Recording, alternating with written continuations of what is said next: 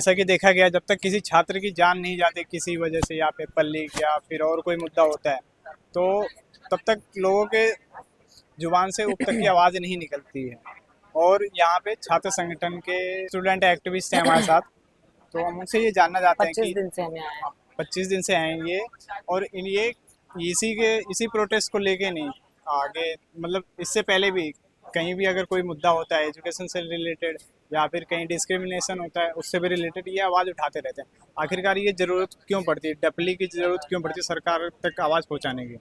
हमारा जो तंत्र है उसकी नीयत नहीं है कि इस देश में, जो इस देश को 16-16 घंटे देकर इस देश की अर्थव्यवस्था चला रहा है, इस देश का बहुसंख्यक छात्र, युवा, उनके परिवार, ठीक है, इस जिस व्यवस्था की नीयत नहीं है, जो कान में रुई मुंह में दही जमा कर बैठे हुए हैं देश के भविष्य की न्याय पसंद आवाज़ों की तरफ, उनको कई बार अपनी बात सुनाने के लिए और अपने हक की मांग उठाने के लिए ज़रूरी हो जाता है अपनी आवाज़ उठाना, डफली का इस्तेमाल करना। इसी देश में हम जानते हैं भगत सिंह ने असेंबली में बम का धमाका किया था, ये सुनिश्चित करते हुए कि उससे एक बिल्ली की भी मौत नहीं होगी, इसलिए कि उस साम्राज्यवादी व्यवस्था को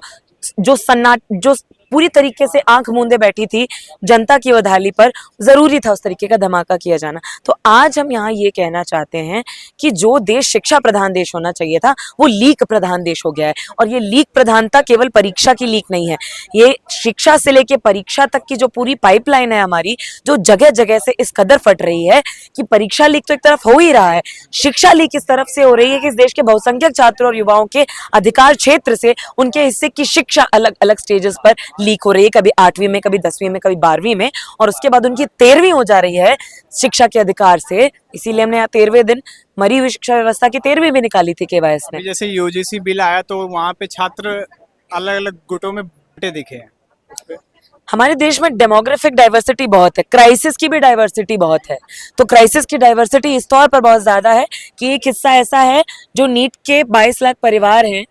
जो उनका एक तरफ जितना बजट है नीट की तैयारी का, उतना ही 146 करोड़ जनता की शिक्षा का बजट है। तो आप ये बात समझ सकते हैं कि क्राइसिस का डाइवर्सिटी कितना है, कि जो किसी एक जिनके पास संसाधन है, जो अपने बच्चों को महंगे प्राइवेट स्कूल कोचिंग भेज पा रहे हैं और साथ साथ पेपर खरीदने का भी दम रख रहे हैं, वो समझ ही नहीं पाएंगे कि इस देश के बहुसंख्यक छात्र और युवाओं का दुख दर्द क्या है, कि उनके माता पिता लोन ले रहे हैं, एक जेब से सरकार को पैसा दे रहे हैं उनकी शिक्षा पर लगाने के लिए, सरकार नहीं लगा रही है, दूसरी जेब से कहीं स्कूल कोचिंग ट्यूशन न जाने कहाँ कहाँ पैसा दे रहे हैं, एग्जामिनेशन की फीस भर रहे हैं, और उसके बाद वो सिर्फ एग्जाम लीक नहीं हो जा रहा है, वो क्लियर भी कर रहे हैं एग्जाम, फिर भी नॉट फाउंड सूटेबल बता रहे हैं। और जबकि आज यहाँ से बताने की जरूरत है इस व्यवस्था को कि ये व्यवस्था नॉट फाउंड सूटेबल है। अब ये लड़ाई केवल धर्मेंद्र प्रधान के इस्तीफे की नहीं रही, पहले संबोधन सरकार से था कि आप भाई समय रहते इस्तीफा दीजिए, अब तो हम कह रहे हैं बर्खास्तगी एक महत्वपूर्ण जीत है इस आंदोलन की, पर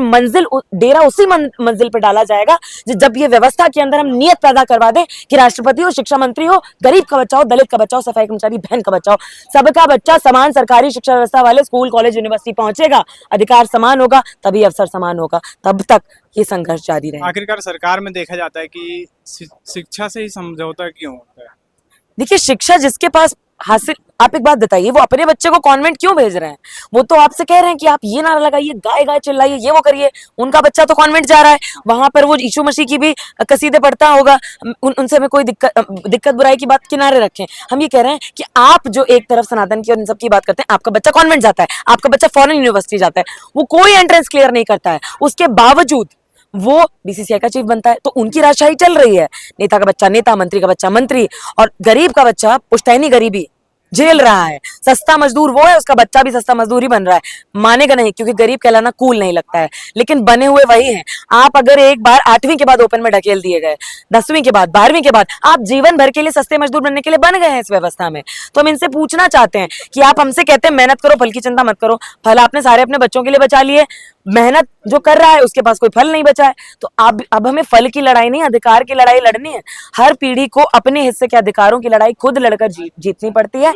आपको लड़ाई पढ़ाई साथ साथ करनी पड़ेगी, आप अगर जॉब भी करते हैं उसके साथ भी आपको आंदोलन में अपनी आवाज उठानी पड़ेगी। आप इंतजार में बैठेंगे कोई रॉबिन हुड आएंगे, कोई मसीहा आएंगे, वो आपके हिस्से की बात उठाएंगे, अरे नीट का पेपर लीक होना बंद हो जाएगा, एनटी की जगह दूसरी एजेंसी आ जाएगी, ये मंत्री चले जाएंगे, दूसरे आ जाएंगे, ये सरकार बदलेगी, कोई और आ जाएगी, तंत्र तो वही रहेगा। क्या है आपका राइट टू एजुकेशन? एजुकेशन, इसमें कुछ भी फंडामेंटल नहीं है, केवल 8वीं तक है। और 8वीं के बाद आपके बच्चों की इस शिक्षा के अधिकार से 13वीं अलग अलग स्टेजेस पर होती रहती है।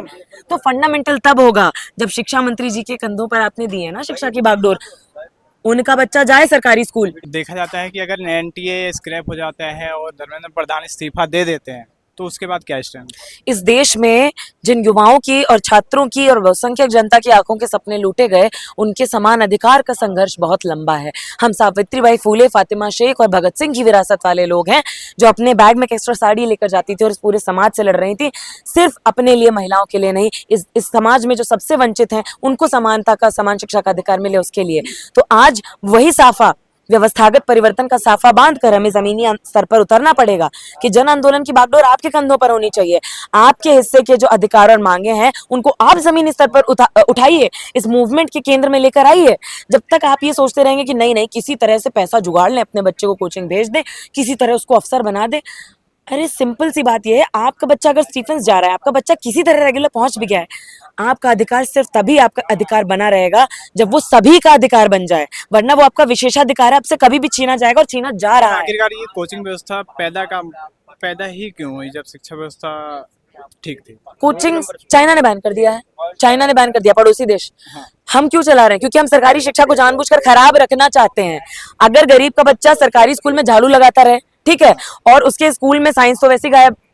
दिल्ली की राजधानी में साइंस गायब, कॉमर्स गायब, कंप्यूटर लैब गायब, 4-4, 5-5 महीने उसके हाथ में किताब नहीं है। तो जब किताब नहीं है, लैब नहीं है, तो उसका बच्चा सपना कैसे देखेगा साइंटिस्ट बनने का, प्रोफेसर बनने का, इंजीनियर बनने का, डॉक्टर बनने का? वो तो नीट के एंट्रेंस तक भी नहीं पहुंच रहा है। तो इस देश में जो बहुसंख्यक छात्र और युवा हैं, जो व्यवस्थागत तौर पर पुश्तैनी गरीबी, पुश्तैनी पिछड़ेपन और सस्ते मजदूर बने रहने की श्रृंखला में इस व्यवस्था ने उसको ढकेला हुआ है, उस पूरे कुचक्र से लड़ना पड़ेगा। आपको व्यवस्था ने जानबूझकर बीमार, बदहाल, बेरोजगार और खराब शिक्षा का दंश इसलिए दिया हुआ है कि हम सरकार और तंत्र को कभी कटघरे में खड़ा करें ही नहीं। आज आपको जमीनी स्तर पर उतरकर लड़ाई पढ़ाई साथ साथ, काम के साथ, आंदोलन में अपनी मांगों को उठाना जरूरी है। नहीं उठाएंगे, हर नई पीढ़ी, हर नई पॉलिसी, हर नए सरकार के फैसलों के साथ आखिर ये आवाज इतनी लेट क्यों उठी? ये लेट नहीं उठी है। हम लोग 24 में जब प्रोटेस्ट हो रहे थे तब भी हमें उठा उठाकर थानों में भरा गया, हमें कई लोगों पे FIR है, और 20 जून के पहले भी बहुत प्रदर्शन हुए, हमें उठा उठाकर थानों में भरा गया है।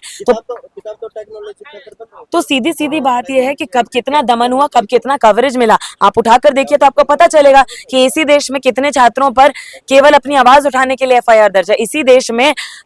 आप यहाँ देखिए, ये प्रोटेस्ट साइट है, इनके पास हम पहले दिन से KYS यहाँ पर आंदोलन में शामिल है कि इस देश का जो बहुसंख्यक छात्र और युवा है उसके मुद्दों को हम इस आंदोलन के केंद्र में ला सकें। और इसीलिए हम कह रहे हैं कि पिछले 10 साल में 1 लाख से ऊपर सरकारी स्कूल बंद हुए हैं, और उसका सबसे ज्यादा दंश झेलता है गाँव का बच्चा, क्योंकि उसके गाँव में एक ही सरकारी स्कूल है, और जब वो सरकारी स्कूल बंद होता है तो उस गाँव की जो बिटिया है उसके माँ बाप उसको नहीं भेज पाते हैं दूसरे किसी गाँव में कहीं बहुत दूर पढ़ने के लिए। तो हम यही कह रहे हैं कि नई शिक्षा नीति जिसने बच्ची कुची सरकारी शिक्षा का निजीकरण, बाजारीकरण और घटियाकरण किया है, उसकी जरूरत नहीं है इस देश को। इस देश को न्यू एजुकेशन पॉलिसी नहीं, पीपल्स एजुकेशन पॉलिसी,